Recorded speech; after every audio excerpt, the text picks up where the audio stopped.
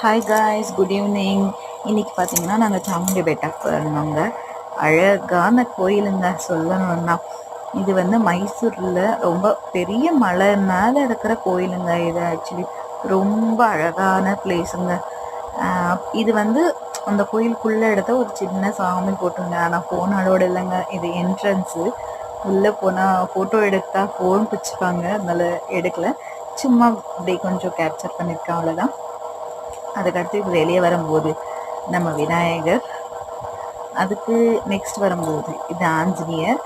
அந்த வழியிலேயே தாங்க இருக்குது. இது பக்கத்துலேயே என்னென்னா ஈஸ்வரன் கோயிலுங்க.